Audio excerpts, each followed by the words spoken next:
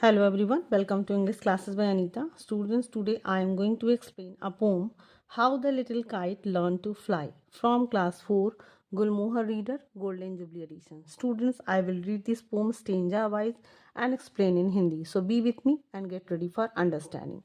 Students, I will discuss about the rhyming scheme also. So let's start. How the little kite learned to fly यानी कि छोटी सी पतंग कैसे सीखती है यानी कि उड़ना कैसे सीखती है.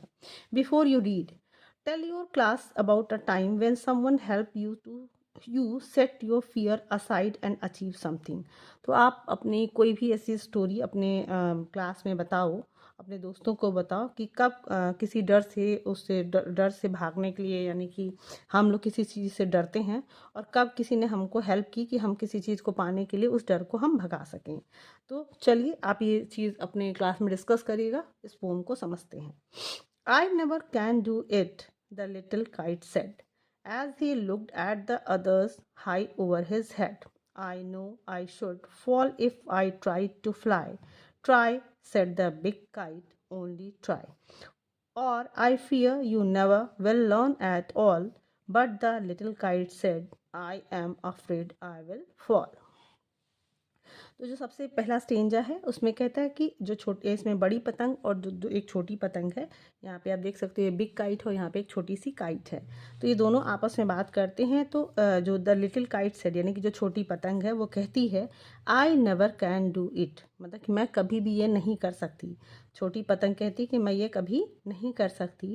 As he looked at the others high over his head, जब जब वो देखती है एज ही लुक मतलब जब वो दूसरों को देखती है अपने सर के ऊपर ऊंची उड़ते हुए, यानी कि as he looked at others high over his head यानी कि अपने सर के ऊपर सबसे ऊपर ऊंचाई पे जब वो दूसरों को देखती है तो कहती कि मैं ऐसा कभी नहीं कर सकती. I know I should fall if I try to fly, तो कहती है कि अगर मैंने उड़ने की कोशिश की तो मैं जानती हूँ कि मैं गिर जाऊंगी. यानी कि जो छोटी पतंग है कहती है कि अगर मैंने उड़ने की कोशिश की, if I try to fly यानी कि अगर मैंने उड़ने की कोशिश की, आई नो मुझे पता है, आई शुड फॉल मैं गिर जाऊंगी. Try set the big kite, तो जो बड़ा काइट है बड़ा वाला पतंग है वो कहता है ट्राई यानी कि कोशिश करो. ओनली ट्राई केवल कोशिश करो यानी कि उड़ने की कोशिश करो. और I fear you never will learn at all, तो कहता है कि कोशिश करो, उड़ने की कोशिश करो, नहीं तो आई फियर मतलब मुझे डर है कि तुम कभी भी नहीं सीख पाओगे. यानी कि अगर तुम कोशिश नहीं करोगे तो तुम कभी सीख नहीं पाओगे. But the little kite said, लेकिन छोटी पतंग ने कहा I am afraid I will fall, मुझे डर है कि मैं गिर जाऊंगा या गिर जाऊंगी. तो जो सबसे पहला स्टेंजा है उसमें जो छोटी काइट बड़ी काइट से कहती है, छोटा काइट कहता है कि मैं नहीं उड़ सकता, मैं ये कभी नहीं कर सकता हूँ. और जब वो अपने बड़ी अपने सर के ऊपर बहुत ऊंचाई में और भी पतंग को देखती है उड़ते हुए तो कहता है कि मैं ऐसा कभी नहीं कर सकता, मतलब मैं कभी उड़ नहीं सकता. I know I should fall if I try to fly, मतलब कि मुझे पता है कि अगर मैं उड़ने की कोशिश करूँगा तो मैं गिर जाऊँगा. Try set the big kite, लेकिन जो बड़ी पतंग है उसे कहता है कि तुम कोशिश करो. ओनली ट्राई, सिर्फ कोशिश करो और कुछ मत करो, सिर्फ प्रयास करो, कोशिश करो, ट्राई. और I fear you never will learn at all, लेकिन और अगर तुम कोशिश नहीं करते हो तो मुझे डर है कि तुम कभी भी सीख नहीं पाओगे. But the little kite said, लेकिन छोटी पतंग कहती है नहीं, मैं नहीं उड़ूंगी, मैं मुझे डर है कि मैं गिर जाऊंगी. चलिए नेक्स्ट है. The big kite nodded, ah well good bye, I am off, and he rose toward the tranquil sky. Then the little kite's paper steered at the sight, and trembling he shook himself free for flight. First willing and frightened, then braver grown, up he rose through the air alone, till the big kite looking down could see the little one rising steadily. तो अब यहाँ पे second जो stanza है, the big kite nodded, अब जब वो समझाता है बड़ा काइट छोटी पतंग को और वो नहीं समझता है तो कहता है द बिग काइट नोडेड, यानी कि जो बड़ी पतंग थी उसने अपना सर हिलाया. वेल गुड बाय, तो ठीक है अब मैं जाता हूँ, मतलब कि तुम अब कोशिश नहीं करोगे तो मैं ऊपर जाता हूँ, यानी कि मैं उड़ने जा रहा हूँ।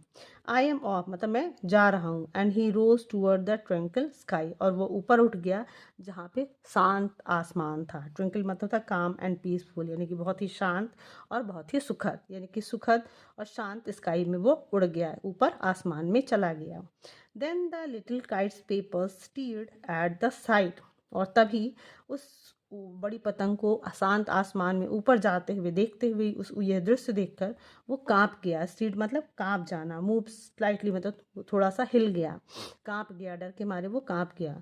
Then the little kite's paper stirred at the side, मतलब ये दृश्य देखकर वो कांप गया। And trembling his shook himself free for flight.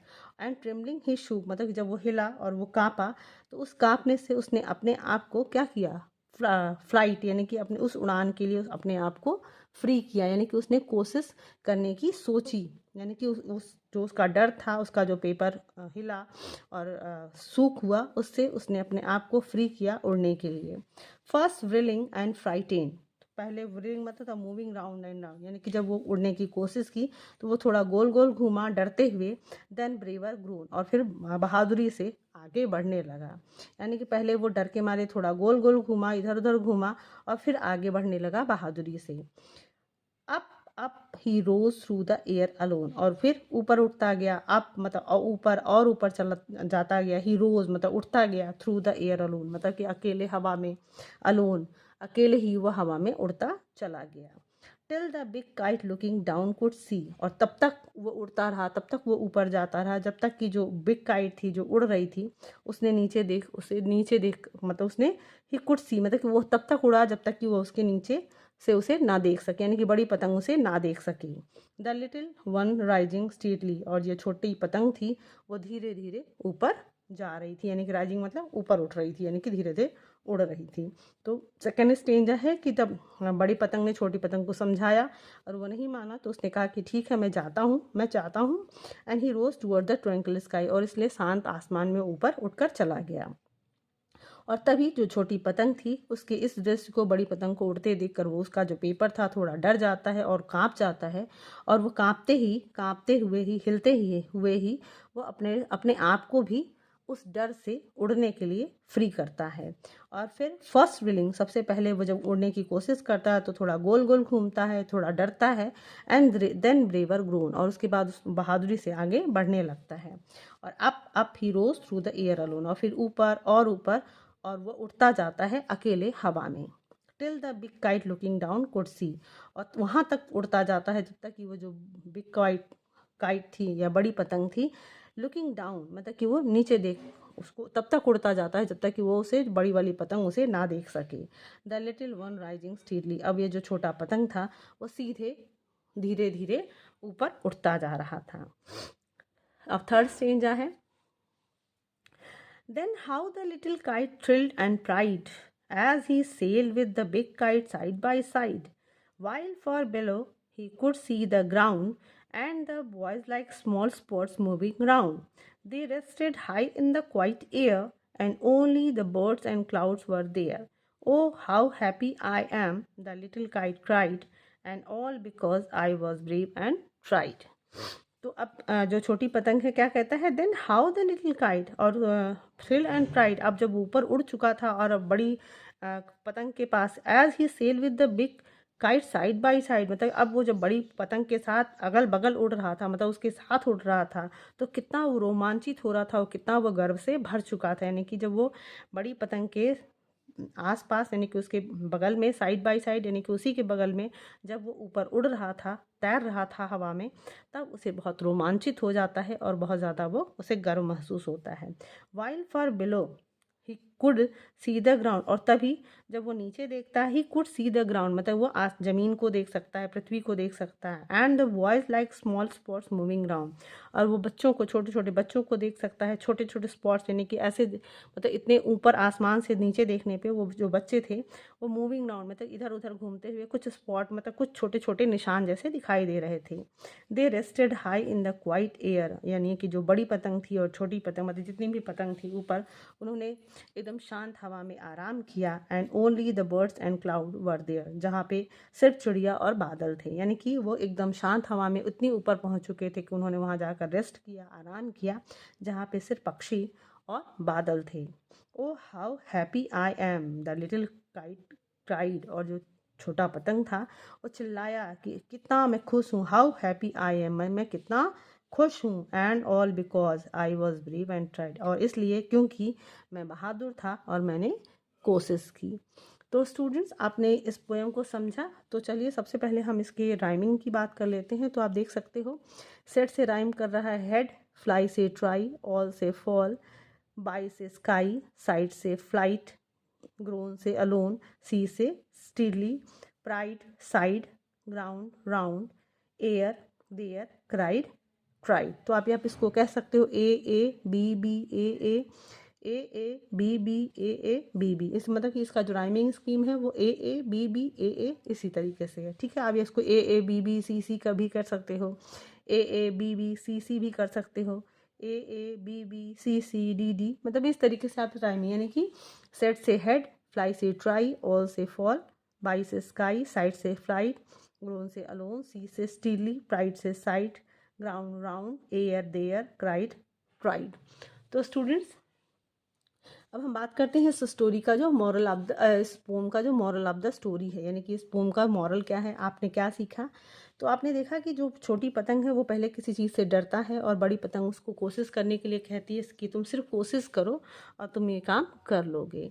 और बाद में छोटी पतंग पहले तो डरता है, लेकिन फिर जैसे ही वो कोशिश करता है वो सफल हो जाता है और फिर वो बड़ी पतंग की तरह उड़ने लगता है। तो आप यहाँ पे समझ सकते हो कि कोई भी चीज़ जो हम जिस चीज़ से डरते हैं, चाहे वो हमारा सब्जेक्ट हो, चाहे किसी काम को बहुत ही मुश्किल काम हो, तो हमारे डरने से हम कोई चीज़ नहीं सीखते हैं। जब हम उसको कोशिश करते हैं, यानी कि कभी कभी मैथ्स में हमें डर लगता है, इंग्लिश में डर लगता है, या किसी और सब्जेक्ट्स में डर लगता है, तो डर तब तक ही है जब तक कि हम उसमें कोशिश नहीं करते हैं। जैसे ही हम प्रयास करना करते हैं, जैसे ही हम लोग मेहनत करना शुरू करते हैं, वो सारा डर हमारा ख़त्म हो जाता है और वो चीज़ हम सीख जाते हैं। तो स्टूडेंट्स, आप इस पोम से अच्छे से ये भी सीखा कि आपको डरना नहीं है, किसी चीज़ से आगे बढ़ना है और सफल होना है। तो स्टूडेंट्स, आई होप आपको ये पोएम बहुत अच्छे से समझ में आया होगा। So if you like the explanation, do share with your friends and very thank you for